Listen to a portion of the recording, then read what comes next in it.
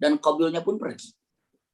Bagaimana peristiwa sedihnya Nabi Nuh alaihissalam ketika anaknya tidak mau naik perahu dan istrinya ikut dalam keadaan kafir. Subhanallah. Iya, Nabi Nuh. Lalu bagaimana kejadiannya Nabi Lut alaihissalam? Iya, kenapa? Karena istrinya pun tidak mengikuti kepada siapa? Kepada ajarannya Nabi Lut. Kesedihan di kemiskinan itu ada. Bagaimana kesedihannya Nabi Ibrahim alaihissalam? Iya, saat harus meninggalkan istrinya di mana? Di wadi ataupun di satu lembah yang mana lembah ini tidak ada tumbuhan sama sekali dan ditinggalkan bersama anaknya yang masih kecil. Bagaimana sedihnya Nabi Ibrahim harus diperintahkan oleh Allah atau Allah memerintahkan untuk menyembelih putranya Ismail. Jadi yang namanya kesedihan itu Nabi pun kena, Nabi pun rasakan. Bagaimana Nabi Musa sejak kecilnya harus dijauhkan dari ibunya sementara waktu dipisahkan dari ibunya. Bagaimana Nabi Musa saat dikejar-kejar oleh Fir'aun sampai akhirnya sampai ke kota Madian. Bagaimana Nabi Musa dikejar-kejar oleh Fir'aun akhirnya dibebaskan oleh Allah dengan cara Fir'aun tenggelam. Kesedihan itu ada. Tidak ada satu nabi pun yang mulus saja, tidak. Bagaimana Nabi Yusuf alaihissalam ketika punten dizolimi oleh keluarganya sampai dimasukkan ke dalam sumur. Bagaimana sedihnya Nabi Yusuf alaihissalam ketika saat apa yang terjadi dimasukkan ke dalam penjara. Istilahnya dengan mengatakan tidak ada satu orang nabi pun yang istilahnya bebas daripada kesedihan, bebas daripada kegundahan, ya selalu ada. Dan memang ini adalah kehidupan yang tadi ayatnya dibacakan oleh qari'ah tadi dengan mengatakan hasiban nas ayyutraku ayyaqulu amanna wa hum la yuftanun. Emangnya ketika ada orang mengatakan aku beriman kepada Allah lalu Allah biarkan tanpa ada ujian? Subhanallah. Jadi kalau dikatakan semua nabi itu asyaddul bala al-anbiya, yang paling berat ujiannya, kesulitannya itu adalah para nabi. Ya, para nabi. Rasulullah Shallallahu Alaihi Wasallam bagaimana coba? Dia lahir dalam keadaan yatim, lalu ditinggal wafat oleh ibunya, sama kakeknya pun wafat. Lalu punten, subhanallah menikah dengan Siti Khadijah. Iya. Dan tidak lama menikah dengan Siti Khadijah, pamannya pun punten wafat. Siapa? Pamannya yang membesarkan Rasul di usia 8 tahun ke atas. Wafat pamannya Abu Thalib. Tidak lama Siti Khadijah pun wafat. Coba. Bersama dengan Siti Khadijah, Rasulullah punya putra. Nama yang pertama adalah siapa? Qasim. Qasim masih usia kurang dari 3 tahun wafat. Punya anak lagi namanya Abdullah. Tidak lama Abdullah pun wafat. Kalau dicek dan dilihat Rasulullah SAW wafat sampai putrinya yang 3 wafat di masa Rasulullah ada. Hanya Siti Aisyah pun dan hanya Siti Fatimah yang putri Rasulullah yang hidup setelah Rasulullah wafat. Kalau dicek dan dilihat ternyata yang namanya kesedihan, yang namanya kegundahan ada. Namun kenapa para nabi tegar? Iya, bahkan bagaimana kalau menimpa kepada diri kita? Ya contohnya di para nabi. Ketika dengan mengatakan Islam ini membawa ketenangan jiwa, ketenangan hati. Ya, kenapa? Karena Masya Allah Islam adalah agama sebagai pegangan yang sempurna untuk kita lihat.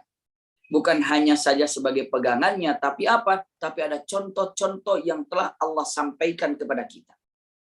Contoh-contohnya yang ada, Masya Allah. Jadi kalau dikatakan, kegundahan, kesulitan ini apakah hanya menimpa kepada diri kita saja? Tidak. Kemudahan, kesulitan menimpa kepada seluruh manusia. Mukmin ataupun kafir. Ya, kaya ataupun miskin. Sehat ataupun sakit. Soleh ataupun tidak soleh. Kena. Semuanya. Ya, semuanya akan mendapatkan ujian tersebut. Bedanya apa? Bedanya dalam Quran surat An-Nisa itu ada 104 mengatakan intakunu ta'lamuna fa innahum ya'lamun. Kalaulah orang mukmin merasakan kesulitan, kesedihan, rasa sakit, orang kafir pun sama. Merasakan kesedihan dan rasa sakit. Hanya bedanya kalau orang mukmin ketika mendapatkan kesulitan hanya mengharap ridho Allah Subhanahu wa taala dengan sabarnya. Tapi orang kafir ketika mendapatkan kesulitan, sekalipun dia didapatkan, sekalipun dia menerima dengan apa yang didapatkan, tapi kalau dia tidak punya iman, namanya juga orang kafir, tidak mendapatkan balasan apa-apa. Lihat aja dalam surah An-Nisa ayat 104 sama-sama. Kita orang mukmin bisa sedih, orang kafir bisa sedih. Kita orang mukmin bisa sakit, orang kafir pun bisa sakit. Bedanya kita sedih, kita sakit ketika sabar dan ridho menerimanya. Punten, kita dapat pahala yang luar biasa. Iya. Kita akan kupas sedikit-sedikit di sore yang sangat indah ini, dalam waktu yang sangat singkat ini, ya. Ketika ingin mengatakan Islam ini sebagai solusi untuk menghilangkan daripada apa ya, kegundahan, ataupun sebagai solusi untuk membawa hati kita menjadi tenang dengan peristiwa-peristiwa yang ada, dengan berbagai macam keadaan yang ada. Apa yang harus kita lakukan syariat Islam? Punten. Kita melihat Islam, ya. Bukankah dalam syariat Islam ada rukun iman? Dan bukankah dalam iman ini ada kata-kata al-imanu bil qada'i wal qadar? Iman terhadap takdir Allah Subhanahu wa taala. Masya Allah. Jawaban pertama saja, ketika kita mendapatkan satu kesulitan atau musibah, kalau kita orang yang beriman, pasti dalam hati ini ada kata-kata ucapan iman terhadap qada dan qadar. Maka ketika kita menjawab dengan matan ini adalah qada qadar Allah, itu Masya Allah sudah apa? Hati ini sudah jelek, sudah tenang. Kenapa? Ini qada qadar Allah. Kenapa? Karena kalau sudah ketentuan Allah, yang pertama yang Allah tentukan kepada kita, punten, bisa jadi nampak buruk, tapi hakikatnya adalah kebaikan. Dalam Al-Quran kan bisa digambarkan kata-kata yang indah sekali. Apa kata Al-Quran? Dengan jelas firman Allah Subhanahu wa ta'ala, asa an takrahu syai'an wa huwa khairun lakum. Bisa jadi Anda tidak menyukai dalam satu peristiwa, padahal itu kebaikan buat Anda.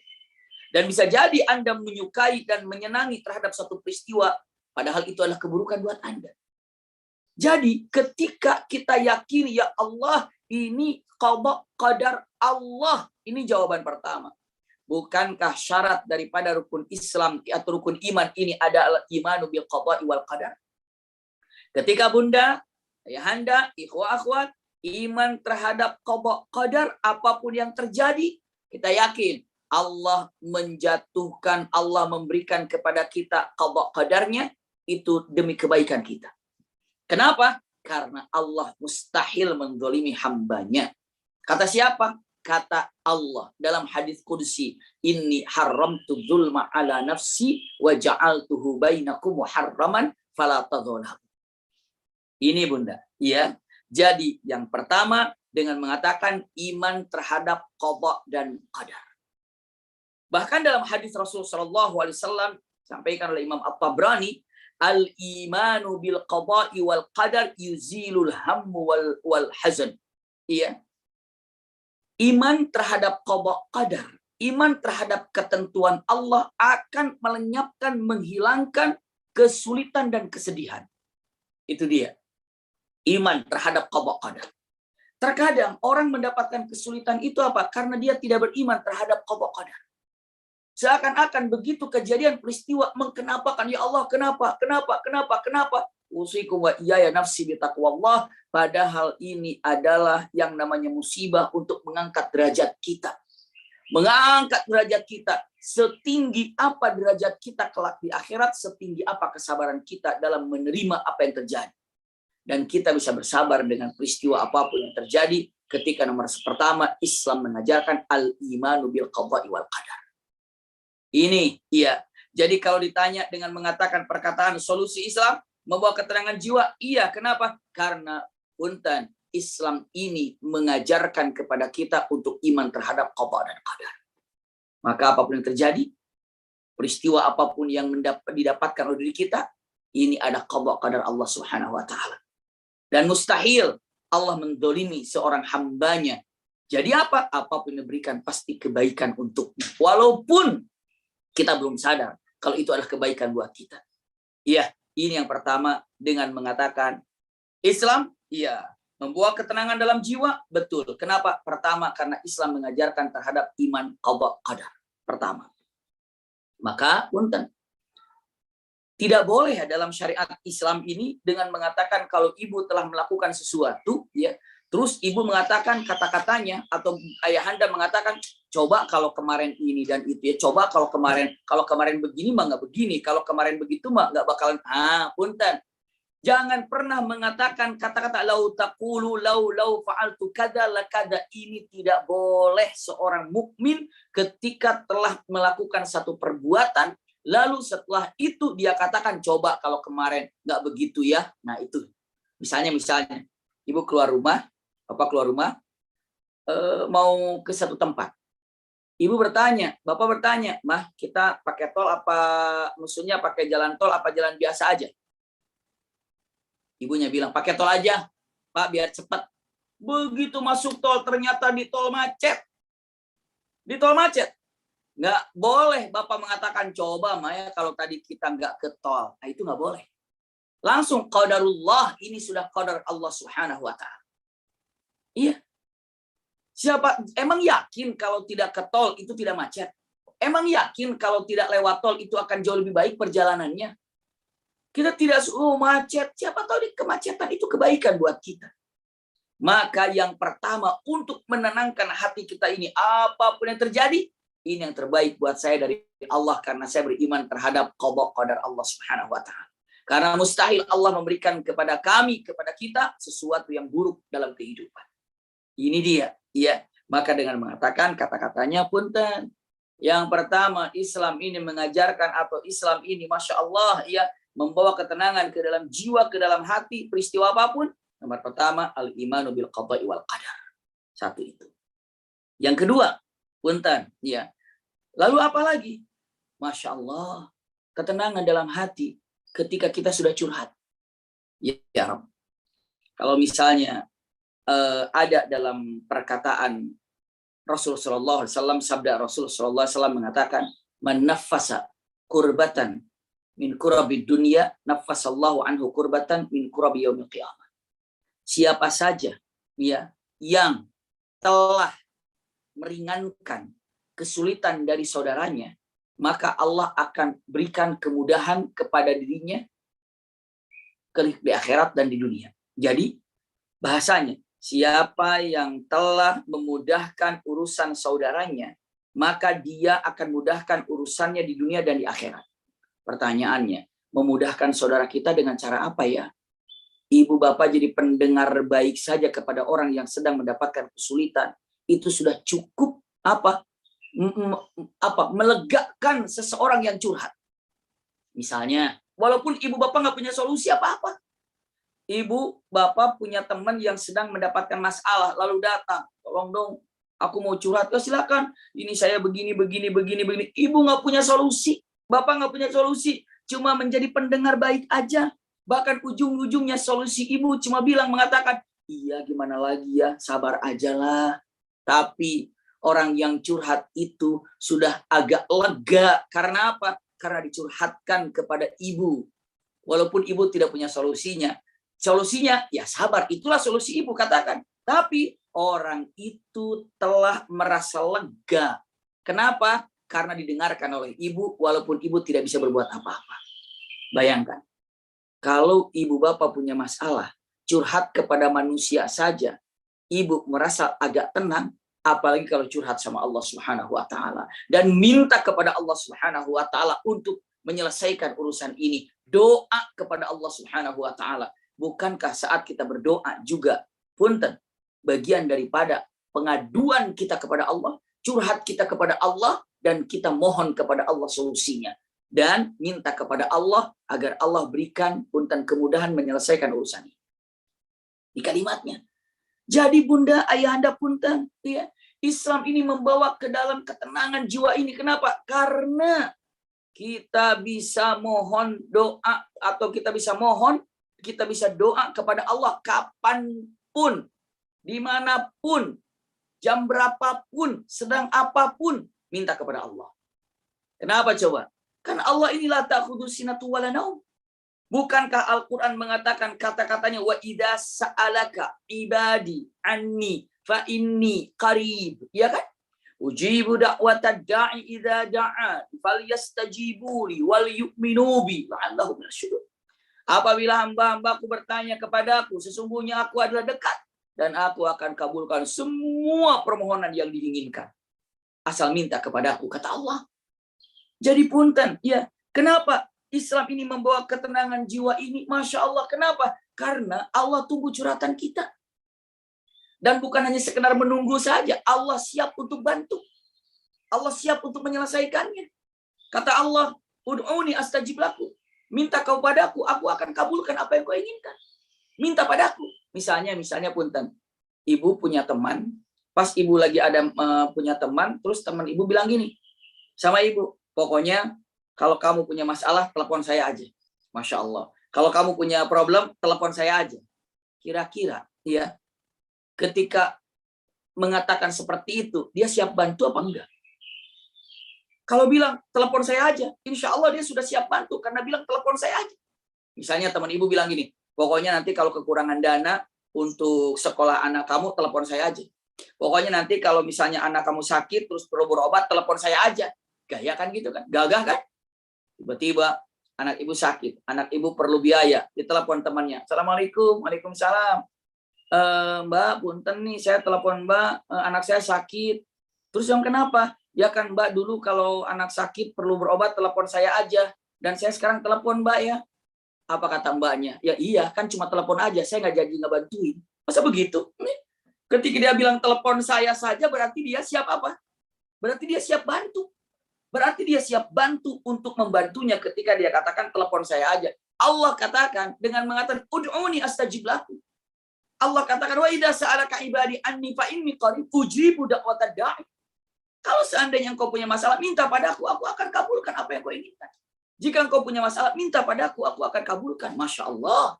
Ini kata-kata yang luar biasa. Jadi kalau dibilang dengan mengatakan kata-kata judul yang indah ini, bahwa solusi Islam membawa keterangan jiwa, benar. Kenapa? Allah buka. Punten, tiap waktu, tiap saat, ayo yang mau minta padaku, minta. Yang memohon padaku, mohon padaku.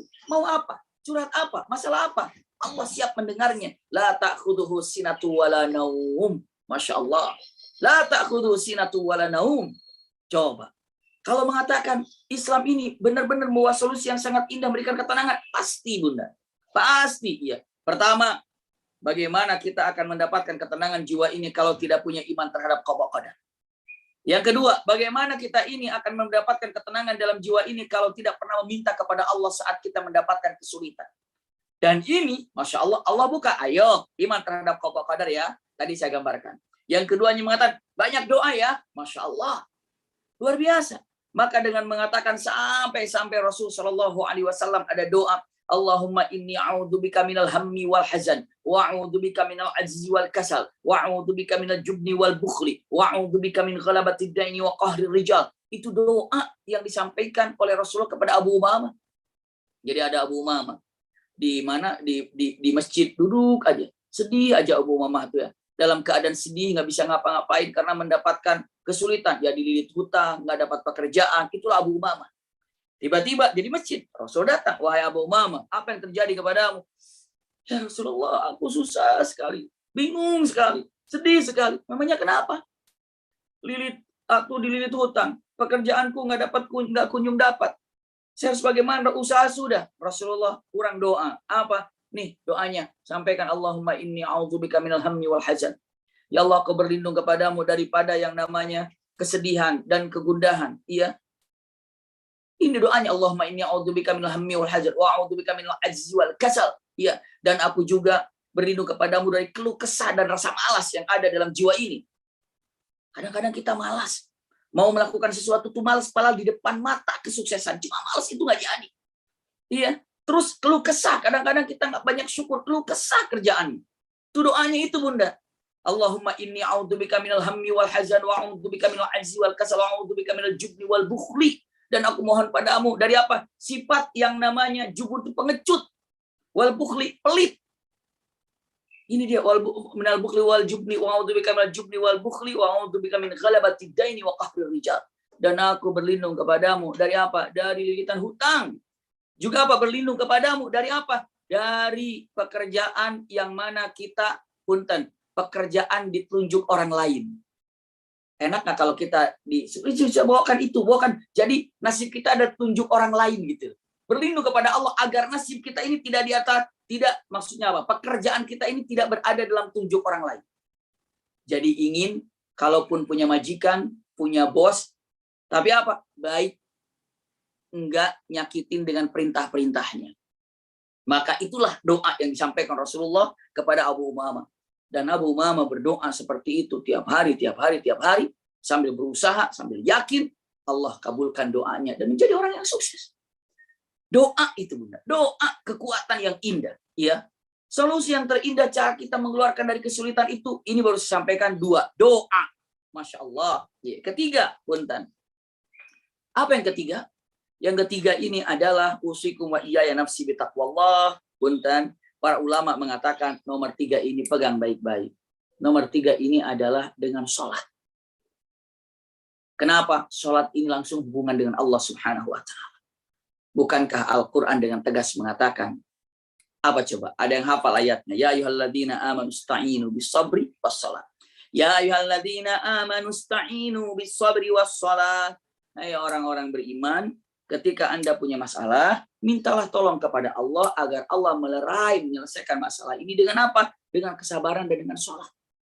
Sabar, sholat. Masya Allah. Sabar dan sholat. Luar biasa. Istilahnya dengan mengatakan, ayahanda Bunda tenang, peristiwa sebesar apapun, Bunda punya Allah, sujud kepada Allah, sholat kepada Allah, tuntas semuanya. Masya Allah. Maka ada perkataan, selesaikan semua urusanmu di atas sejadah.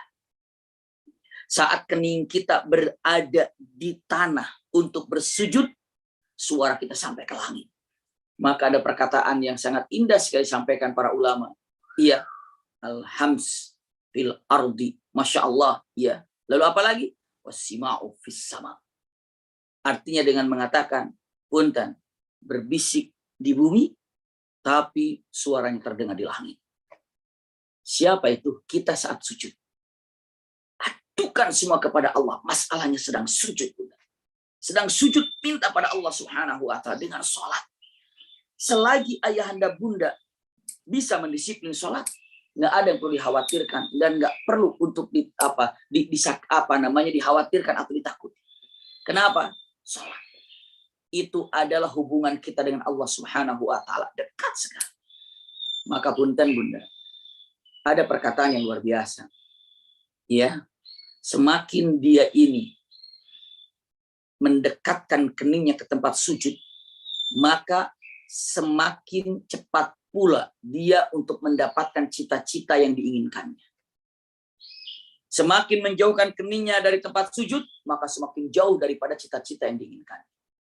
Semakin mendekatkan kening ke tempat sujud, semakin cepat juga Allah berikan keinginan yang didapatkannya. Semakin menjauhkan keningnya dari tempat sujud, semakin jauh juga pengabulan doa yang Allah berikan kepadanya. Na'udzubillah. Summa na'udzubillah. Jadi bayangkan itu, Bunda, ayahanda. Justru ketika sholat ini adalah kedekatan seorang hamba dengan Allah Subhanahu wa Ta'ala. Ini adalah sholat. Sholat. Iya. Allah buka kapanpun mau sholat, silakan. Ini secara khusus tadi kan dengan mengatakan doa. Iya, doa secara umum. Khususnya sholat. Masya Allah. Karena ketika sholat, hubungan kita dengan Allah sangat dekat sekali. Sehingga ketika dalam kalimatnya, kan baca surat Al-Fatihah. Iyyaka na'budu. Iya kan?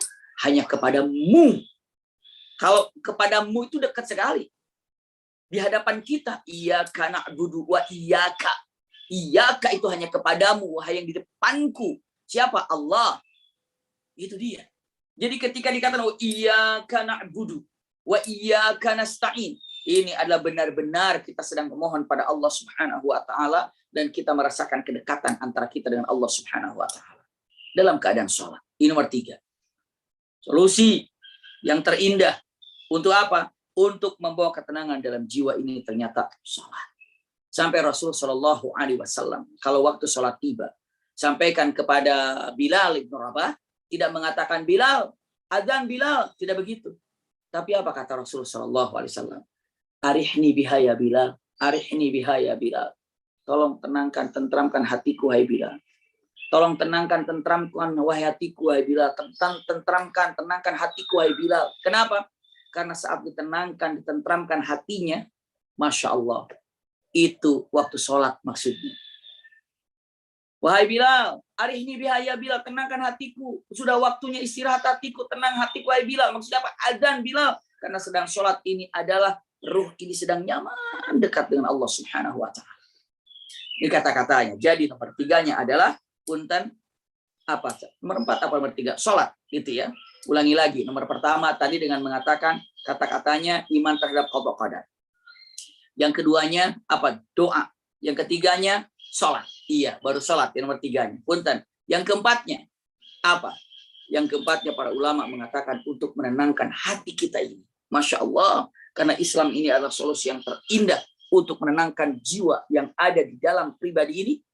Nomor empatnya adalah punten. Apa para ulama mengatakan? Kasratu qiraatul Quran. Coba rasakan baca Quran perbanyak. Masya Allah. Baca Quran, Bunda. Karena Al-Quran ini dalam Al-Quran juga dikatakan syifa. Apa tentang Quran kata Quran? Apa tentang Quran kata Quran? Kata Quran tentang Quran digambarkan Al-Quran syifa. Quran ini adalah obat. Masya Allah. Obat. Ya Rabb. Obat. Syifa. Obat baik secara lahir ataupun batin, Bunda. Kalau sakit kepala misalnya, kalau sama Allah, Bunda pegang tangan ini, lalu baca suratul Fatihah. Masya Allah. Dengan bacaan yang benar, dengan mohon kepada Allah, dengan keikhlasan, itulah syifa. Obat, Bunda, Quran ini. Ya Rabb. Cara lahir batin, iya. Dalam keadaan gundah gulana, dalam keadaan apa yang terjadi dalam hati, baca Quran. Satu ayat yang dibaca, setiap ayat itu akan melerai kesulitan satu persatu dalam hati ini. Dan mendapatkan ketenangan dalam jiwa ini. Qiraatul Quran. Qiraatul Quran. Jadi kalau seandainya dengan mengatakan kenapa ya hati saya ini masih belum tenang, masih selalu deg-degan, masih selalu gundah gulana, kesedihan selalu menghampiri, bahkan bertubi-tubi. Jawabannya, aqra'til Quran? Apakah sudah baca Quran? Apakah sudah sering baca Quran? Apakah sudah mendisiplin dengan baca Quran? Kalau sudah baca, naikin. Apa hafalannya? Perbaiki. Terus perbaiki ataupun pemahamannya. Setelah itu apa? Masya Allah. Kerjakan apa yang dikatakan Quran. Setelah itu apa? Ajarkan kepada orang lain tentang Quran. Masya Allah, ketenangan itu akan datang kepada diri. Pada diri kita. Ketika benar-benar kita ini pun ahli Quran. Ini keempat dengan mengatakan, Masya Allah, solusi yang terbaik apa ya buat kita sebagai mukminin, mukminat ketika mendapatkan kesulitan? Di antaranya adalah qiraatul Quran. Allahu Akbar. Ya, qiraatul Quran. Apa yang terbaik, apa yang diajarkan dalam Al-Quran? Ini semuanya tentang syariat Islam yang dibicarakan. Ternyata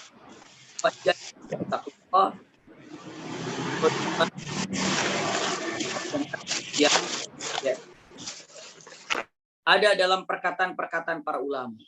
Ingat, ini tadi selanjutnya saya gambarkan. Bukankah setan, ini solusi apa kelima, keenam saya lupa ya, pokoknya mungkin keberapa ini, kelima apa keenam, kelima mungkin ya, dengan mengatakan kata-katanya, caranya setan ini ketika sedang baca Quran gitu ya, karena sedang baca Quran, setan ini Bunda Ayahanda menanamkan kepada kita agar kita ini selalu sedih dan selalu takut. Itulah tanaman setan dalam hati kita.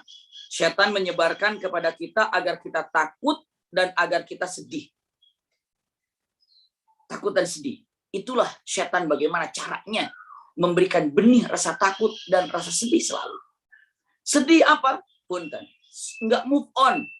Enggak mau bergerak. Kenapa? Karena terikat dengan kesedihan yang ada dalam pikiranmu. Biasanya kalau orang sedih itu selalu terikat dengan masa lalunya.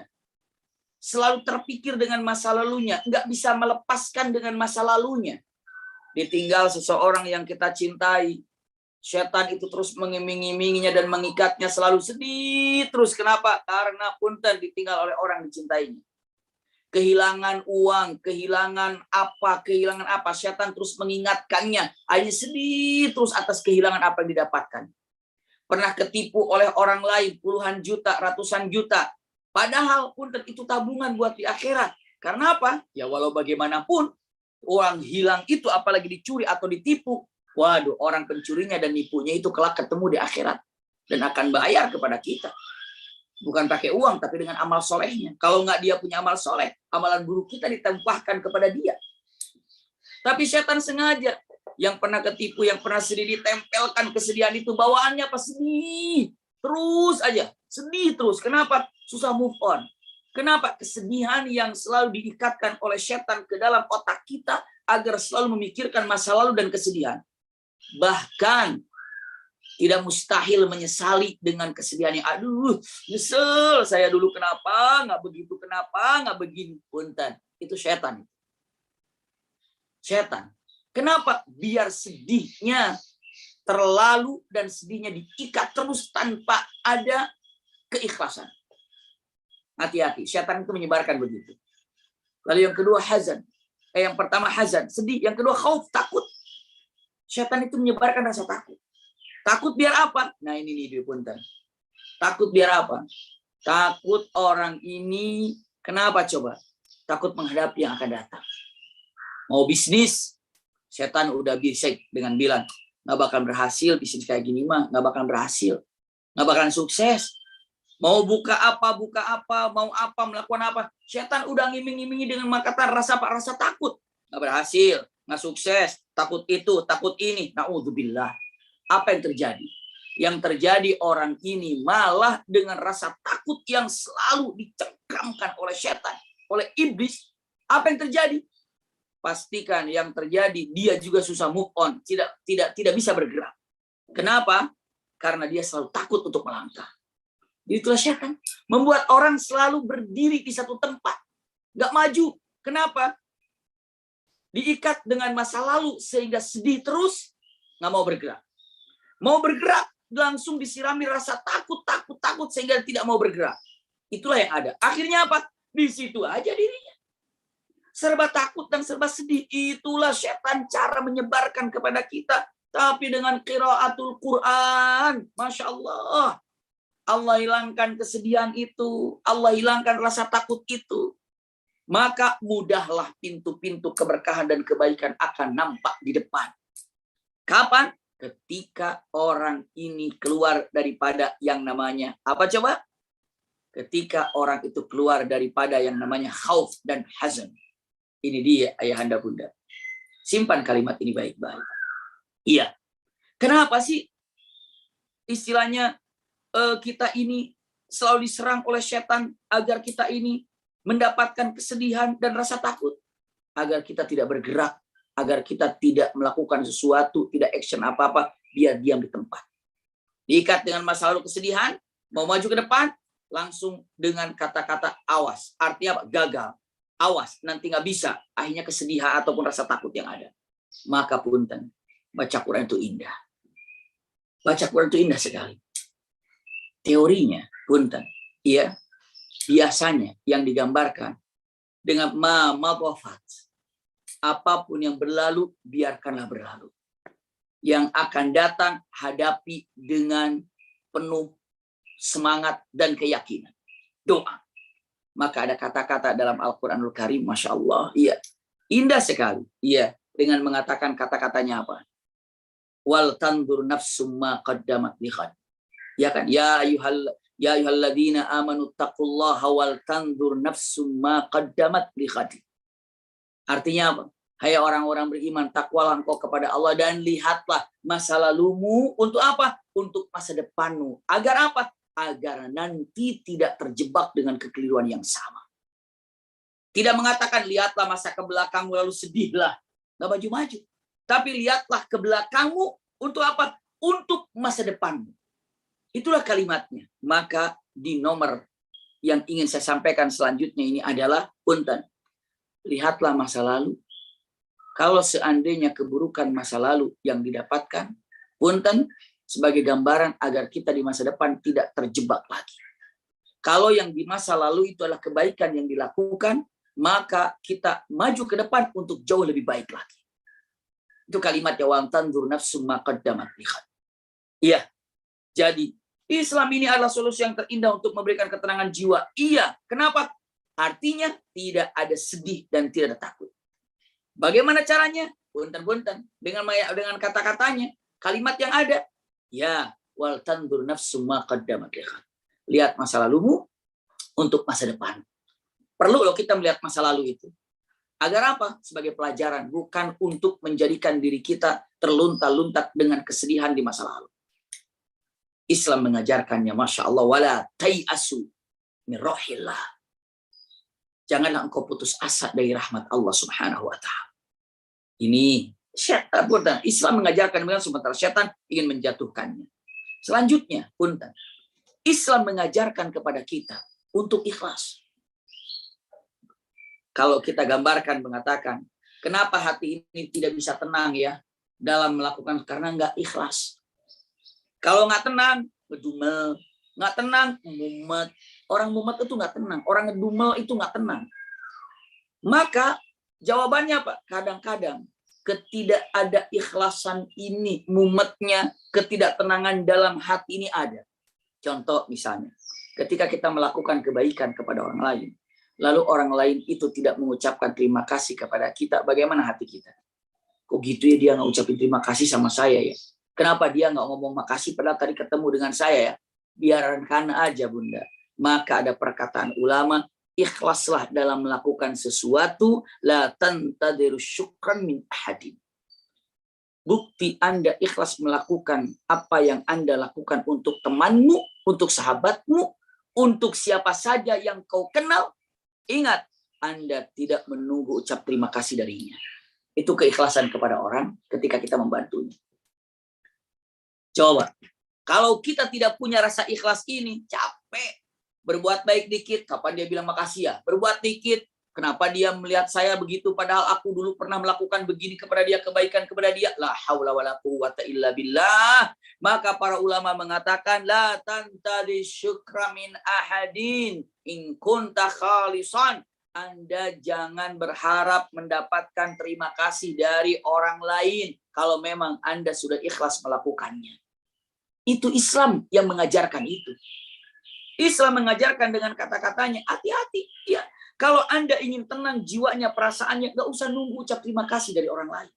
Ikhlas, Allah yang mengucapkan terima kasih kepada Anda. Masya Allah. Luar biasa syariat Islam ini. Ketika dengan mengatakan solusi Islam membawa ketenangan jiwa, ya ternyata apa?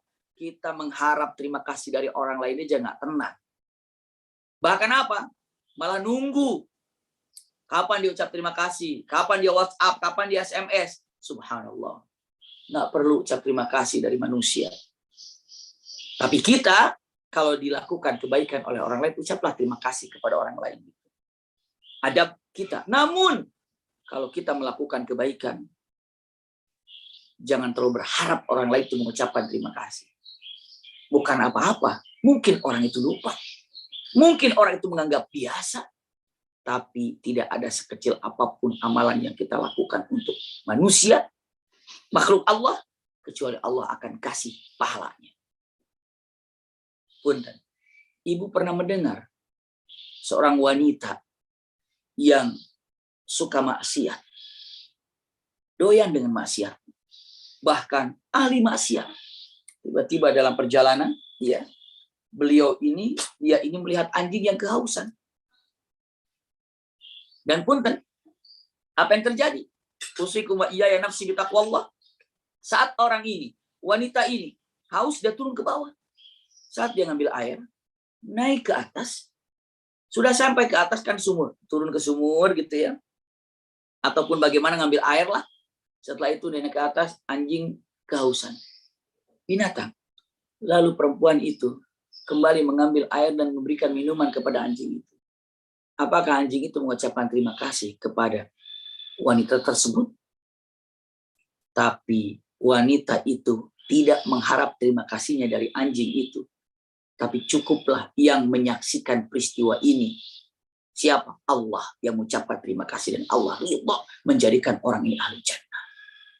Pastikan bunda ayahanda, kalau melakukan sesuatu amalan berharap daripada balasan manusia, siap-siap dikecewakan dan siap-siap Anda tidak tenang.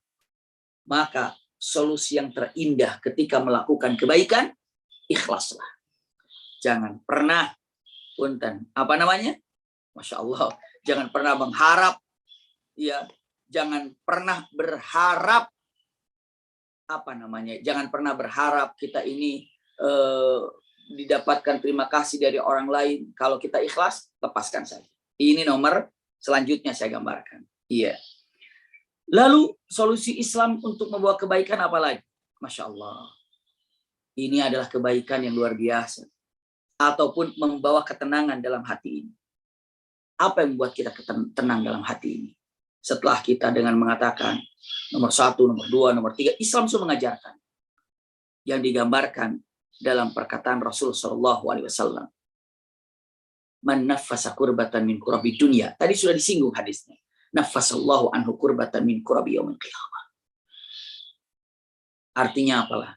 Mungkin dikatakan al-ihsanu ilal akharin insyirahu lis-sadri. Punten. Ibu, bapak berbuat baik kepada orang lain.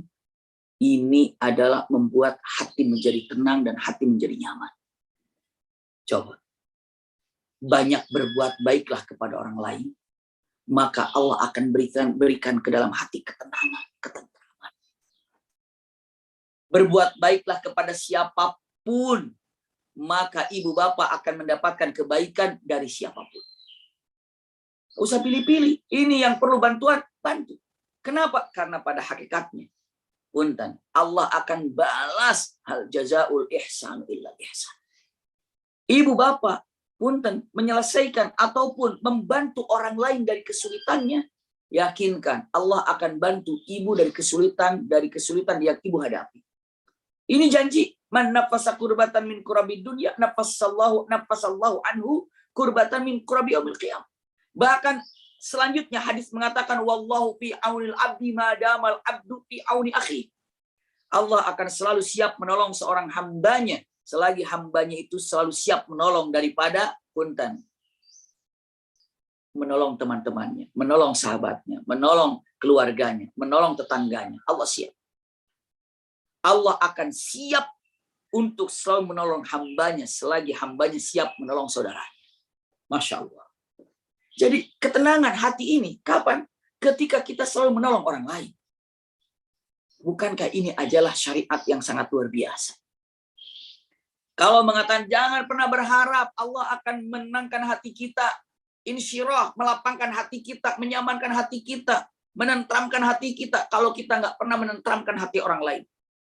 Bahkan bisa jadi siapa saja orang yang mempersulit orang lain, Allah juga akan persulit orang lain itu. Kadang-kadang usikum wa iyaya nafsi bitaqwallah, punten sekali. Kalau ibu bapak menentukan sesuatu hal, kemudahan dan kesulitan secara lahiriah, tolonglah permudah. Misalnya ibu seorang direktur, ibu seorang pemimpin perusahaan, bapak seorang direktur, bapak seorang pemimpin perusahaan, dan atau ibu bapak seseorang yang punya bawahan, gitu ya.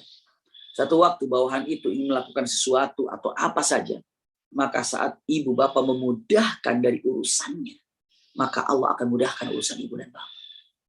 Ketika ibu bapak melapangkan daripada kesulitannya, Allah akan mudahkan lapangkan kesulitan ibu dan bapak. Seperti itu. Paling tidak mungkin di rumah bunda ada yang namanya asisten di rumah lah. Ya. Coba perhatikan kesulitannya apa. Bukan hanya sekedar dia ini adalah sebagai tanggung jawab membereskan rumah itu ini. Coba cek kira-kira ada kesulitan apa yang kita tidak tahu. Ngobrol lah kira-kira anakmu di mana sekarang, kelas berapa, biar enak ngobrolnya. Iya. Oh gitu ya, justru ini, oh kita bantu. Masya Allah. Itulah kenyataan yang indah. Allah tokcer berikan ketenangan ke hati seorang ketika orang itu memberikan ketenangan kepada orang lain. Perhatikan. Subhanallah. Ini kata-kata yang luar biasa. Iya. Kenapa? Karena memang kenyataannya demikian. Kenyataannya demikian. Dalam perkataan yang sangat indah tadi, man nafasa kurbatan min kurabi dunya nafasallahu anhu kurbatan min kurabi yaumil qiyamah. Iya. Memang Islam ini benar-benar Masya Allah, ia membawa ketenangan jiwa. Ataupun Islam ini solusi yang terindah untuk membawa ketenangan dalam hati. Kalau nggak tenang hati ini, mau ngapa-ngapain aja susah. Makanya tenang, raih dalam kehidupan ini. Ketenangan raih dalam kehidupan dengan tadi saya gambarkan beberapa poin yang Islam telah mengajarkan. Apalagi selanjutnya, iya. Selanjutnya dengan mengatakan ada kata-kata dalam Al-Quran, فَإِذَا فَرَغْتَ فَانْصَبْ وَإِلَى رَبِّكَ فَارْغَبْ. إِذَا فَرَغْتَ فَانْصَبْ وَإِلَى رَبِّكَ فَارْغَبْ. Itu kata-katanya. Kata-kata yang pendek, إِذَا فَرَغْتَ فَانْصَبْ. Artinya apa? Ini kalau diterjemahkan, bebas. Saya sampaikan dengan mengatakan, Masya Allah, ya. Apabila telah selesai melaksanakan amalan yang satu, maka pindahlah kepada amalan yang lain. Makanya sebenarnya kata-kata istirahat, diam, nggak ada kerjaan itu bukan solusi Islam. Islam itu dengan tegas mengatakan apabila selesai melakukan ibadah yang satu, pindahlah ke ibadah yang lain. Hakikatnya demikian. Punten Bunda. Setelah Bunda ini ngaji sampai sekarang, ngaji kan amal baik. Faidah faragta pansop, apabila selesai ngaji, pindah ke ibadah lain. Apa ibadah lain? Siap-siap untuk apa? Maghrib. Faidah faragta pansop, apabila selesai maghrib misalnya, siap-siap hidangkan makanan untuk suami dan anak-anak. Itu ibadah. Faidah faragta pansop, misalnya setelah siapin makanan semuanya, makan semuanya, punten pansop, beres-beres habis makan. Pansop. Faidah faragta pansop, apabila selesai beres-beresnya, sholat isya misalnya. Selesai sholat isya, faidah faragta pansop, punten. Dengan habis sholat isya itu apa? Pansop. Untuk apa? Tidur pun istirahat karena kelelahan dalam ibadah, punten. Tidurnya pun dinilai ibadah. Kenapa? Karena yang menyebabkan dia tidur itu adalah ibadah. Kelelahan dalam ibadah. Pahalanya luar biasa. Jadi intinya yang ingin saya gambarkan, punten, kalimatnya mengusir waktu kosong dengan ibadah. Menjauhkan waktu kosong, mengganti waktu kosong dengan ibadah. Maksudnya apa ya? Maksudnya Bunda, Ayahanda, punten, agar memberikan ketenangan dalam hati ini, ketenangan dalam jiwa ini. Apa yang digambarkannya? Yang digambarkannya untuk memberikan ketenangan dalam hati ini, dalam jiwa ini. Usikum wa iyaya nafsi bitaqwallah. Tidak ada waktu sekecil apapun kecuali untuk ibadah kepadanya. Taqarrub kepadanya. Masya Allah. Ini luar biasa. Iya. Dan Islam sudah mengajarkan kata-kata yang ini. Kalimatnya idza faragta fansab. Selesai ibadah yang satu, pindah kepada ibadah yang lain. Sibuk dengan ibadah, dan Allah berikan ketenangan dalam jiwanya. Ya Rabb. Ini kata-kata indah. Subhanallah. Jadi, usikum wa iyaya nafsi bitaqwallah. Ikhtitam yang ingin saya sampaikan, sebelum nanti ada tanya jawab yang ingin disampaikan. Iya. Usikum wa iyaya nafsi bitaqwallah. Pegang baik-baik. Masya Allah. Iya. Jadi kita kembalikan ke awal. Ternyata kenapa para nabi ini ya bisa kokoh kuat dengan berbagai macam peristiwa yang dihadapinya. Para ulama pun dengan peristiwa yang dihadapinya. Jawabannya adalah Masya Allah tadi. Poin-poin yang ada yang dipegang oleh para ulama. Dan tenang. Ada satu kalimat yang indah luar biasa. Masya Allah. Iya.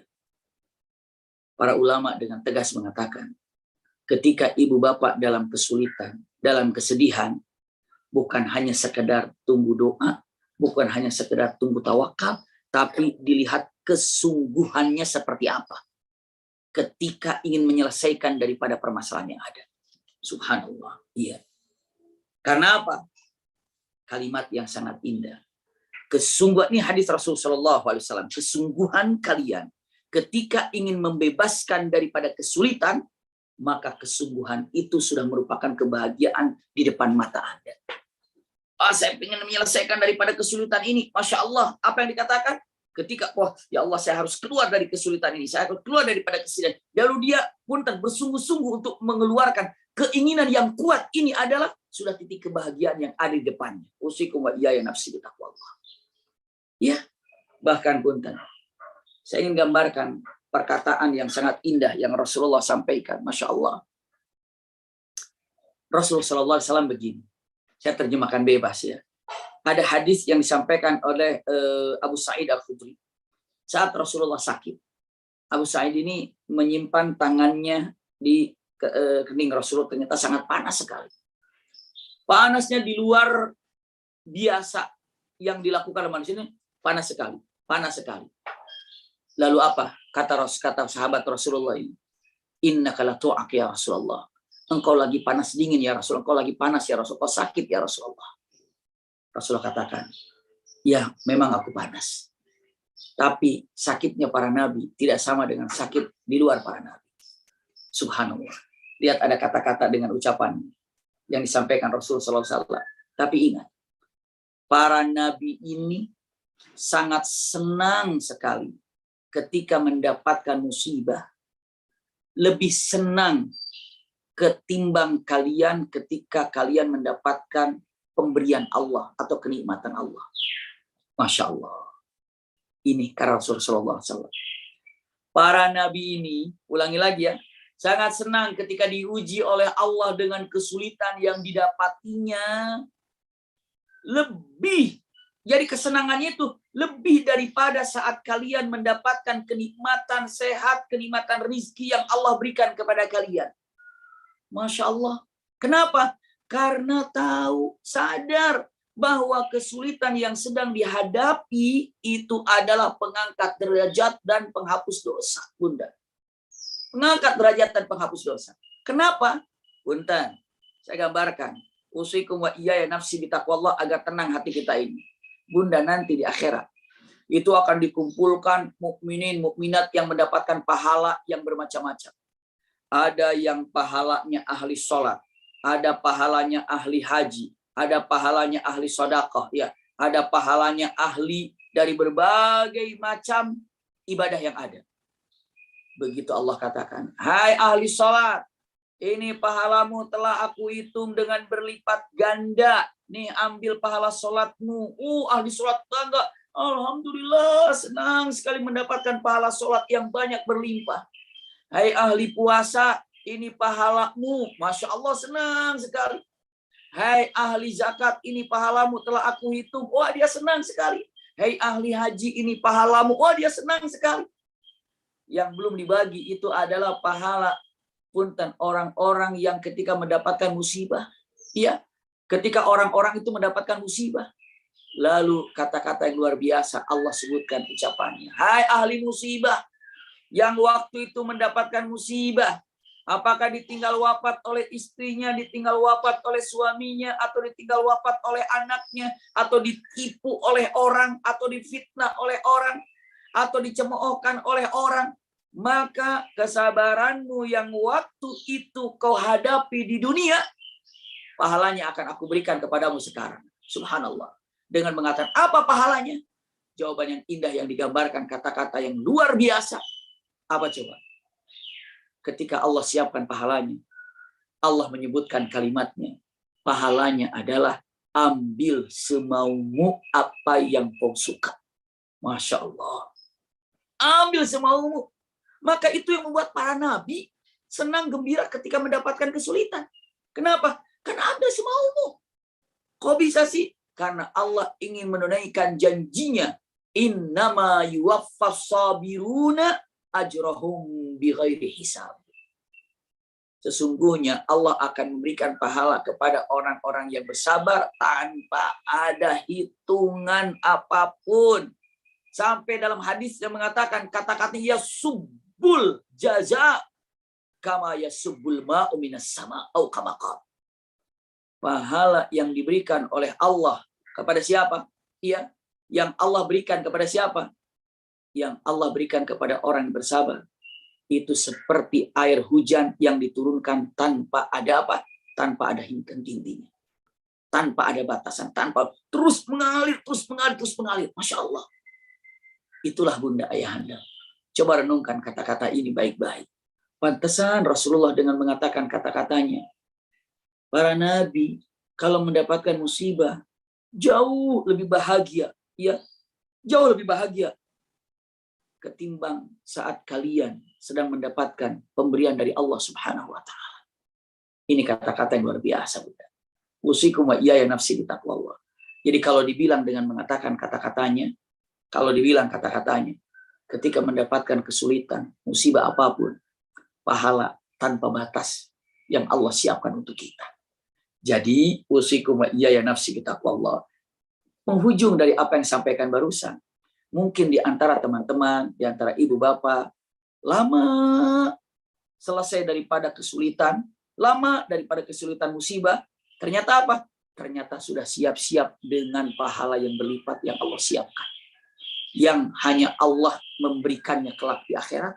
Tanpa apa? Tanpa ada batasan yang bisa apa membatasi dari pahala seorang. Kenapa? Janji Allah innama yuwaffas sabiruna ajrahum bighairi hisab. Masya Allah. Ini mungkin kata-kata singkat dari apa yang saya sampaikan. Mudah-mudahan ada manfaatnya. Silakan jika ditanyakan, silakan. Allah ibarik fiik. Silakan, hayakumullah. Barakallahu fikum Abi Maki. Masya Allah. Ini materinya lengkap rasanya. Jadi kalau boleh dirangkum ya, solusi Islam itu ada, kalau saya tadi nyata sampai 8, Abi. Solusi Islam membawa ketenangan jiwa. Yang pertama, ketika mendapat musibah, ingat bahwa ini adalah takdir Allah. Kita beriman kepada takdir Allah. Kemudian kita bersujud, berdoa di tempat sujud. Kemudian dengan sholat, membaca Al-Quran. Kemudian ingat bahwa setan selalu membisikkan rasa sedih dan membisikkan yuwaswis, rasa sedih dan rasa takut. Kemudian yang keenam, solusinya ikhlas. Kemudian berbuat baik kepada orang lain. Yang terakhir, apabila telah selesai melaksanakan satu pekerjaan, maka pindahlah kepada pekerjaan yang lain. Jadi nggak ada waktu kosong yang bisa membuat setan yuwaswis kita. Baik, setelah ini kita tanya jawab ya, Abi. Silakan. Nah, tapi sebelum tanya jawab, ada intermezzo sedikit dari kami, dari Majelis Taklim Aulia. Ya, Bapak Ibu jamaah sekalian, alhamdulillah Majelis Taklim Aulia mempunyai beberapa kegiatan yang selama pandemi ini kita lakukan secara online ya, secara online, kajian seperti kajian online atau seperti sedekah Jumat ini kita antar langsung ke mana, ke tempatnya, tempat tujuan. Alhamdulillah pada minggu ketiga dan keempat sudah sampai kepada para mustahik seperti pesantren, kemudian panti asuhan, bahkan sampai juga ke jalan-jalan. Insyaallah. Ya, alhamdulillah. Kemudian ya kalau ada para dari jamaah yang mau berpartisipasi bisa menghubungi kami. Ya, kemudian ada lagi kegiatan, ada kaleng sedekah 2.000 per hari. Alhamdulillah sudah dapat 2 juta rupiah yang akan digunakan untuk operasional semua kegiatan Majelis Taklim Aulia. Di bulan Desember akan diadakan santunan anak yatim berupa pembagian sembako. Insya Allah ini offline ya, Abi, jamaah. Kalau ada yang mau ikutan bisa menghubungi salah satu pengurus MT Aulia. Ya, untuk rekening sedekah bisa ke Bank Syariah Indonesia. Nomor sudah tertera di layar, bisa dicatat.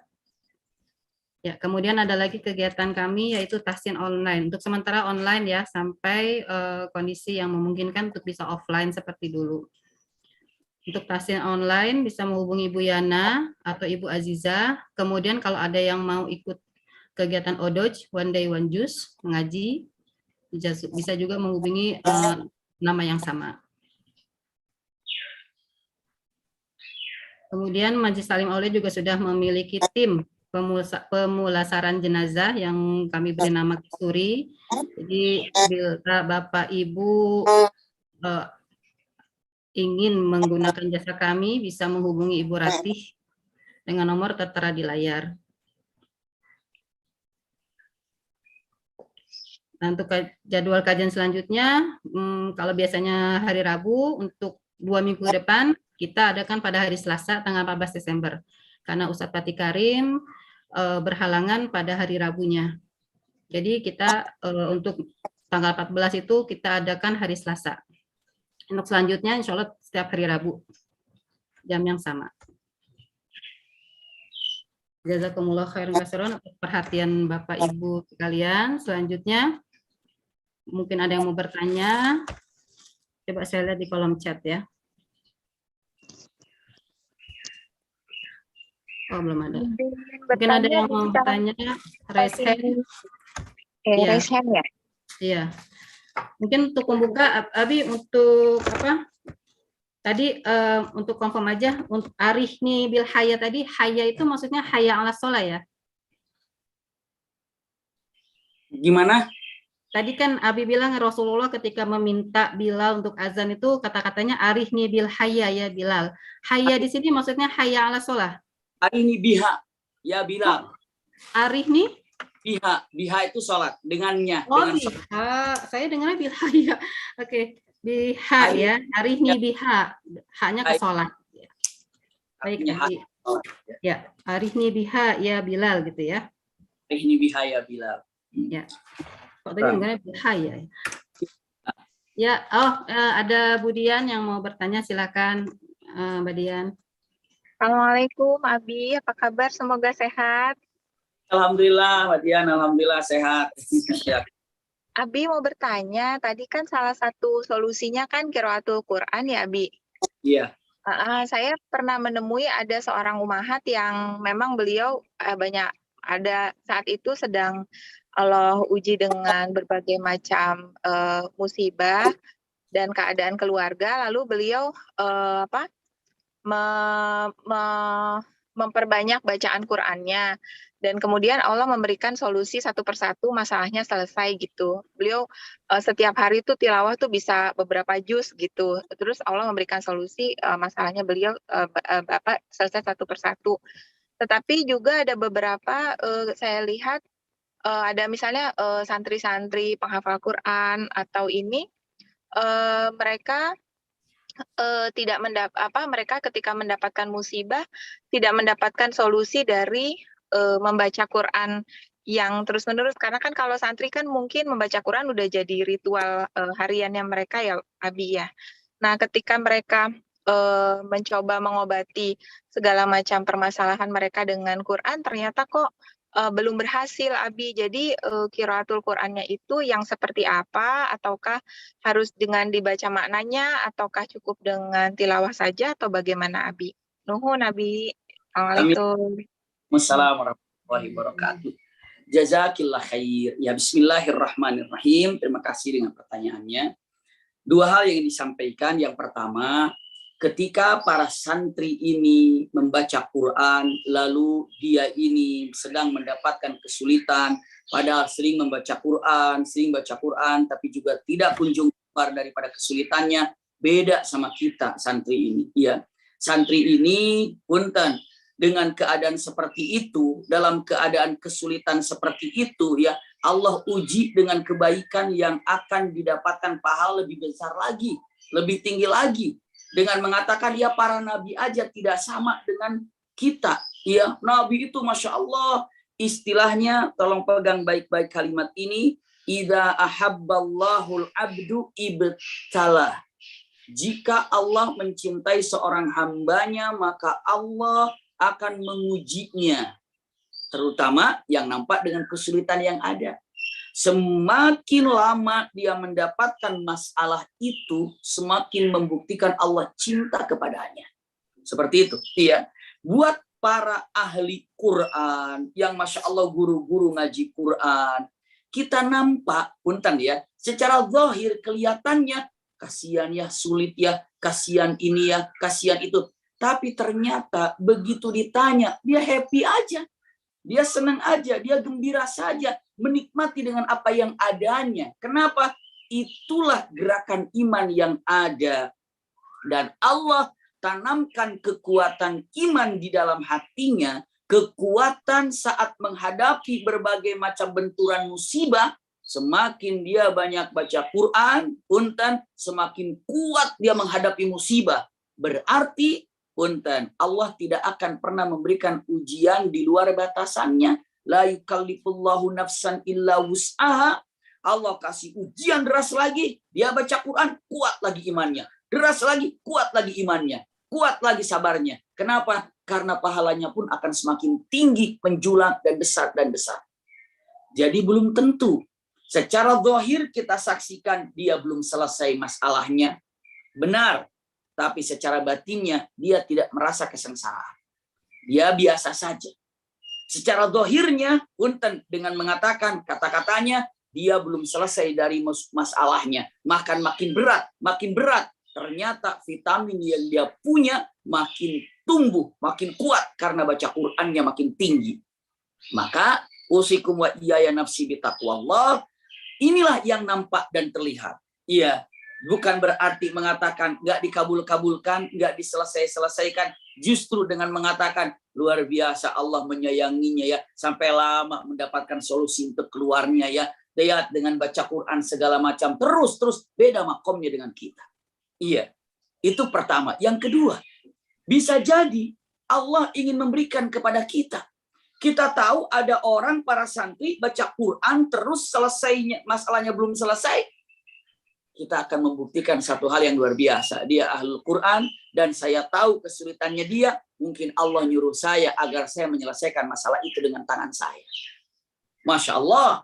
Iya. Dengan apa? Akhirnya terpanggil untuk menyelesaikan masalahnya. Menuntaskan problemnya. Diselesaikan masalahnya. Dituntaskan masalahnya. Oleh siapa? Oleh tangan-tangan hamba Allah yang soleh, yang baik. Tahu kalau dia ahlul Quran. Kenapa? Allah memberikan satu jalan buat kita. Tuh ada ahlul Quran. Tuh yang baca Quran. Dalam kesulitan, aku ingin selesaikan. Tapi jika kau mau, selesaikan olehmu. Nanti apa? Aku akan selesaikan urusanmu dunia dan di akhirat. Masya Allah. Pancingan buat kita. Kau selesaikan urusan dia yang ahlul Quran, aku akan selesaikan urusanmu dunia dan di akhirat. Aku ganti. Masya Allah. Tapi terkadang ketika di antara kita tahu ada seseorang yang dalam kesulitan, apalagi kita tahu orang itu soleh, lalu kita sulit untuk mengeluarkan, membantunya, apa saja. Gitu ya. Maka punten. Usikum wa iyaya nafsi bitaqwallah, bisa saja padahal ini kesempatan emas buat kita meraih ridho Allah Subhanahu wa taala dan ganti berlipat ganda dari Allah Subhanahu wa taala dunia akhirat. Namun punten, kita tidak terlambat sadar. Terlambat kalau ini adalah amanah yang seharusnya kita segera untuk bertindak. Jadi dua hal yang bisa disampaikan. Pertama, memang ini adalah makomnya berbeda. Orang-orang yang sedang baca Quran, sedang menghafal Quran, sehingga ujiannya pun beda dengan mungkin dengan kita. Iya, tapi punten, ketika melihat seperti itu, kalau kita bisa bantu menyelesaikannya, selesaikanlah. Kenapa? Karena jika kita menyelesaikan urusan orang lain, yakin Allah akan menyelesaikan urusan kita dunia dan akhirat. Kalau di dunia, urusan kita bisa ditunda-tunda penyelesaiannya, tapi di akhirat tidak bisa. Akhirat susah. Di dunia, begitu saya mencari nafkah, misalnya ada orang, mau jualan di Bandung, ternyata nggak betah di Bandung, bisa balik lagi ke Jakarta. Coba saya jualannya ke Aceh, berangkat ke Aceh jualan, ternyata juga kurang nyaman, balik lagi ke Jakarta. Tapi begitu datang ke akhirat, sampai ke akhir, bisa balik lagi ke dunia? Nggak bisa. Nggak bisa. Maka dengan mengatakan kata-kata tijarah yang harus kita selesaikan, perdagangan yang kita selesaikan itu adalah punten yang keuntungan di akhirat siapkan. Ini pegangan baik-baik. Masya Allah, pertanyaan sangat baik sekali. Kita melihat kenyataan demikian. Sebagai ketiganya, sebaiknya kalau kita baca Quran seperti apa ya? Apa yang kurang ya? Memang, iya. Kita ini tidak ada yang boleh puas dengan membaca Quran. Harus merasa kurang dengan baca Quran. Baca Quran. Setelah baca Quran, coba. Apakah kemarin sudah beres makhrajnya? Makhraj hurufnya? Lalu sudah bereskan dengan tajwidnya? Coba perhatikan. Naikkan dengan tajwidnya. Kalau sudah oke bacaannya, tajwidnya sudah baik, naikkan hafalannya. Walaupun agak sulit untuk menghafal dalam usia segini. Iya. Nggak usah repot, nggak usah khawatir. Kenapa coba? Sebisanya saja hafalkan. Berarti apa? Kita bisa memahaminya dengan mempelajari tafsir Quran. Setelah memahami tafsir Quran, dan setelah itu apa? Kerjakan apa yang Al-Quran perintahkan. Jauhi apa yang Al-Quran larang. Lalu selanjutnya bukan hanya sekedar itu, tapi apa? Ajarkan Quran kepada orang lain. Seperti itulah ketika kita ingin punya solusi menyelesaikan daripada kesulitan Al-Quranul Karim. Wallahu a'lam bishawab. Allah ibarik fiik. Ya. Umi abang. Jazakallah Abi. Ya, kedua. Ya. Masih bisa ya, Abi? Ada pertanyaan lagi ya. Assalamualaikum Abi Maki. Bagaimana cara memaafkan dan melupakan kesalahan orang yang pernah berbuat salah ke kita? Kan perempuan tuh dikenalnya gini, perempuan tuh paling susah melupakan kejadian ya. Maksudnya yang pernah berbuat salah ke dia pasti diungkit-ungkit terus gitu. Itu kan mungkin tabiat perempuan ya, Abi. Tapi tentu itu bukan hal yang baik ya. Nah, gimana caranya supaya tabiat itu tidak melekat pada kita. Yang kedua, biar sekalian di ini, Rabi, bagaimana apabila ketika kita berbuat baik kepada seseorang, tapi malah disalahartikan dan berbalik terus-menerus bergantung kepada kita padahal dirinya mampu, gitu. Ya, Masya Allah. Jazakumullah khair. Dua pertanyaan ini sangat baik sekali. Yang pertama, ya, bagaimana kita menghadapi orang yang telah menyakiti kita dan kita susah sekali untuk memaafkannya. Kita sangat susah sekali untuk melupakannya, punten. Ya. Pegang baik-baik. Pertama harus dipegang. Kalau kita susah memaafkan orang lain, maka Allah pun susah untuk memaafkan dosa-dosa kita. Jika ingin dimaafkan kesalahan kita oleh Allah Subhanahu wa Ta'ala, maka maafkan orang lain. Punten, keluarlah kalimat. Orang yang paling sombong yang hidup di dunia ini adalah orang yang tidak mau memaafkan orang lain. Kenapa dikatakan sombong? Karena dia mengira kalau dirinya tidak punya dosa, tidak punya salah. Bolehlah kita tidak memaafkan orang lain dengan syarat kita tidak perlu maaf dari Allah Subhanahu wa Ta'ala. Apakah ada di antara kita yang tidak perlu ampunan dari Allah Subhanahu wa Ta'ala? Selagi kita menghajatkan ampunan dari Allah Subhanahu wa Ta'ala, selagi itu pula tidak ada peluang untuk tidak memaafkan orang lain. Seperti apa kita memudahkan diri kita memaafkan orang lain, seperti itu Allah akan mudah memaafkan kita. Ini pertama, dipegang. Saya nggak mau memaafkan dia, mau nggak dimaafkan sama Allah? Dia. Banyakkan dosa mana teman ibu sama ibu, apa ibu kepada Allah? Itulah perkataan. Banyakkan mana dosa teman-teman kita ke kita, sehingga kita tidak memaafkan mereka, atau dosa kita kepada Allah. Emang sholat kita udah benar? Emang puasa kita udah benar? Emang perintah-perintah yang Allah perintahkan kepada kita sudah benar? Maka dengan mengatakan kata-katanya, tidak ada alasan buat kita untuk tidak memaafkan orang lain. Kenapa? Karena kita perlu maaf dari Allah Subhanahu wa Ta'ala.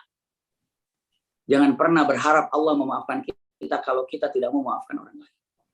Saat kelak di akhirat, ya Allah, aku kan sudah minta maaf, aku sudah tobat, kenapa enggak terima? Jawabannya, bagaimana aku terima tobatmu sementara ada hambaku yang minta maaf kepadamu, engkau tidak memaafkannya? Seperti apa engkau menutup pintu hatimu kepada orang itu?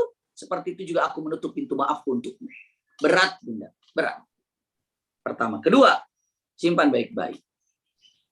Ketika kita legowo memaafkan orang lain, pahalanya dari Allah Subhanahu wa Ta'ala adalah jannah, surga. Seberat apa rasa sakit hati kita oleh orang lain, setinggi itu juga surga yang Allah siapkan. Masya Allah. Seperti itu. Kelak di akhirat, ada orang yang diperlihatkan tempatnya, surganya. Orang itu bang, ya Allah, ini tempat siapa? Ini tempat siapa? Ini tempat para nabi? Bukan. Ini tempat para rasul? Bukan. Tempat siapa? Ini tempatmu, tempatku. Pahala apa? Sholat? Bukan. Puasa? Bukan. Haji? Bukan. Terus apa? Pahala engkau memaafkan temanmu waktu dia menzalimimu. Surga dapat. Maka seberat apa rasa sakit yang dirasakan, setinggi itu surga yang akan didapatkan. Ini untuk dipegang baik-baik oleh kita. Subhanallah. Bahkan punten, begitu orang itu mau masuk surga, Allah hentikan. Stop, jangan dulu masuk surga. Dia bertanya, loh ini kan surgaku, kenapa engkau hentikan aku masuk ke surga? Allah tanya, kamu tahu kenapa kamu bisa mendapatkan surga ini? Tahu. Kenapa? Karena aku memaafkan kesalahan fulan. Lalu Allah tanya, jika fulan tidak menyakitimu, apakah engkau bisa mendapatkan surga ini? Ya nggak bisa. Kenapa? Karena surga ini maafku kepada fulan yang telah menyakitiku. Jika dia tidak menyakitiku, maafku untuk siapa? Lalu Allah katakan, berarti karena kesalahan temanmu itulah engkau bisa menjadi ahli surga karena maafmu untuk dia. Iya. Maka Allah katakan, kamu harus ambil temanmu yang telah menyakitimu itu sebagai temanmu di surga karena dia yang telah menjadikan kamu ahli jannah. Ditarik orang yang nyakitinnya itu. Temannya di surga. maka bunda punten, orang yang paling nyakitin bunda di dunia bisa jadi itu teman ibu di surga nanti. Masya Allah. Ibu jangan bilang amit-amit lah sama dia, nggak mau. Jangan begitu bunda. Itu teman bunda nanti. Kenapa? Karena yang telah menyakitinya. Inilah keterangan yang sangat luar biasa. Iya. Jadi ini poin disampaikan ketika susah untuk memaafkan. Iya. 2 poin bisa digambarkan. Selanjutnya pertanyaan nomor 2 apa tadi yang terakhirnya itu saya lupa. Bisa diingatkan punten?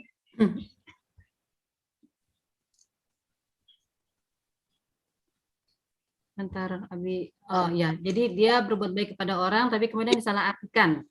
Jadi Ya, benar. Berbuat baik kepada orang.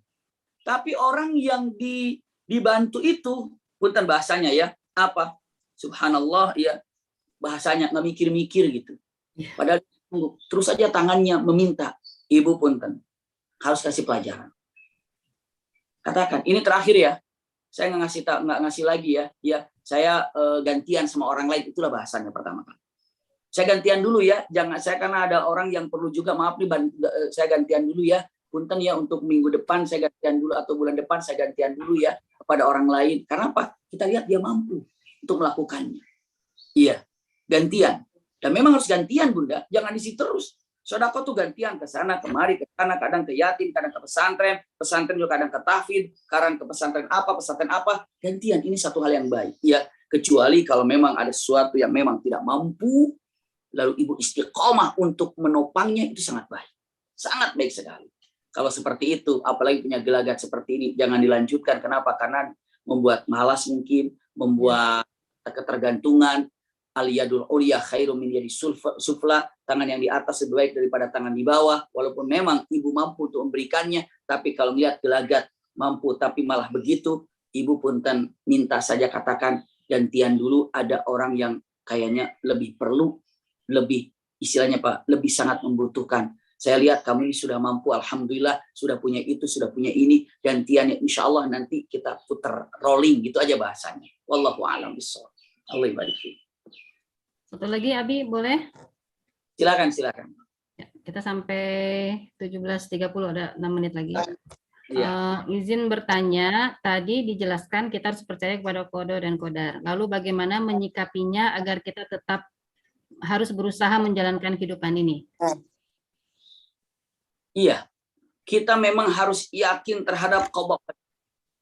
Lalu bagaimana kita harus berusaha dalam menghadapi kehidupan ini? Usikum wa iyaya nafsi bitaqwallah.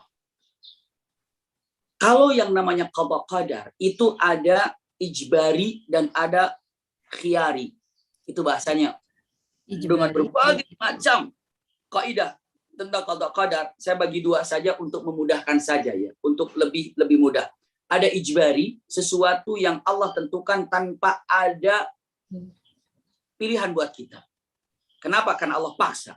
Seperti bunda menjadi akhwat, menjadi wanita, itu Allah tentukan. Nggak bisa ganti-ganti. Mutlak maksudnya, Abi. Kenapa? Sesuatu yang mutlak itu maksudnya. Mutlak, iya. Itu namanya ijbari, paksa dari Allah Subhanahu wa Ta'ala. Dan itu nggak bisa berubah. Iya. Langsung jadi laki, jadi perempuan. Itu ijbari. Iya, subhanallah. Kata-katanya demikian.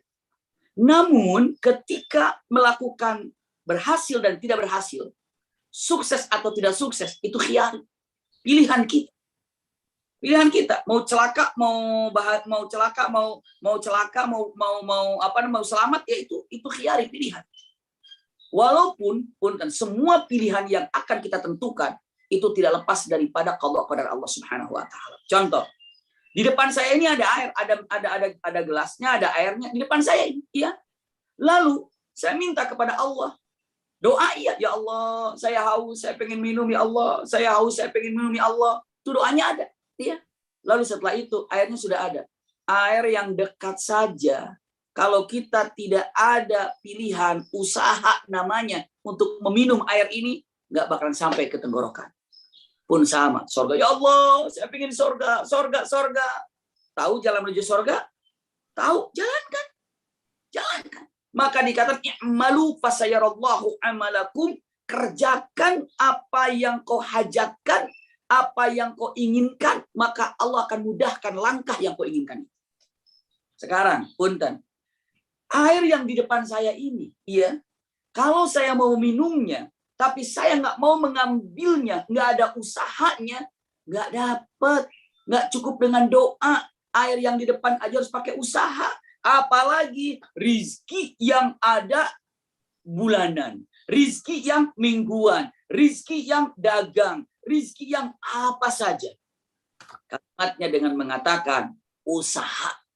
Setelah itu apa? Allah akan kasih. Itu khiyari, pilihan.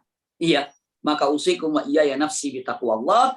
Rizki memang telah ditentukan oleh Allah Subhanahu wa taala, tapi kalau tidak ada usaha untuk mengambilnya nggak dapat. Sekarang ikhtitam pertanyaan yang sangat pendek saya tanyakan sama ayah dan bunda punten. Iya. Qada qadar Allah Subhanahu wa taala, Allah telah tentukan. Sampai punten bahasanya agak sedikit kaget. Iya. Kita ahli sorga, ahli neraka pun Allah telah tentukan. Subhanallah. Ibu nanya, jadi saya sudah ditentukan ujungnya kemana? Sudah. Apakah seseorang telah ditentukan ahli sorga, ahli nerakanya? Sudah. Kata siapa? Allah Subhanahu wa taala. Fayukmaru bi arba'i kalimat. Hadis Rasulullah sallallahu alaihi wasallam. Di ujungnya syaqiyun am sa'idun. Dia itu ahli neraka atau ahli sorga. Ibu bapak jangan pernah mengatakan, percuma kalau gitu saya sholat. Kalau saya termaktub di neraka, percuma saya sholat. Kalau saya sudah ditentukan di neraka. Nah, atau juga ibu mengatakan, wah saya mah diam-diam aja. Mau sholat, enggak sholat juga nggak apa-apa. Kenapa? Ya kalau saya namanya saya sudah di sorga, ya saya sudah di sorga. Jangan pernah mengatakan itu. Kenapa? Nih punten. Pertama, ibu bapak harus yakin Allah telah tentukan nasib kita di dunia dan di akhirat. Terutama yang saya giring adalah akhirat. Allah telah tentukan kita ahli surga atau ahli neraka. Yakin? Yakin. Punten, setelah itu, ketika ibu mengatakan, terus bagaimana saya, ngapain saya ibadah? Ngapain saya sholat? Nah, saya jawab melalui perkataan para ulama. Ibu bapak, memang ibu bapak tahu ibu di surga di neraka. Tahu nggak? Ada yang tahu nggak di sini? Kalau ibu bapak itu nanti ujungnya di surga neraka. Nggak ada yang tahu kan? Nggak ada yang tahu.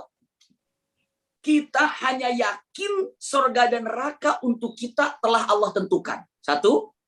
Dua. Tapi kita tidak tahu kita di surga atau di neraka. Itu dua. Tiga. Punten. Ini akidah. Nomor tiga. Ibu mau ke surga apa mau ke neraka? Itu pertanyaan ketiga. Jawabannya surga. Nah, jawabannya surga. Sekarang saya tanya, tahu jalan menuju surga? Jawabannya tahu. Apa? Ikuti perintah Allah, itu jalan ke surga.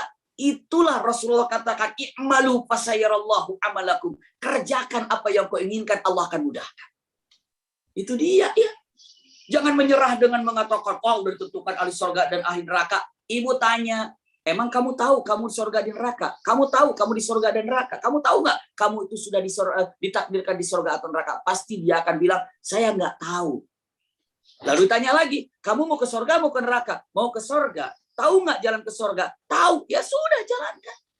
Iya, ya sudah jalankan. Kalau mengatakan kata-katanya, tahu nggak jalan ke neraka? Tahu, mau ke neraka nggak? Nggak. Ya sudah, tinggalkan jalan itu.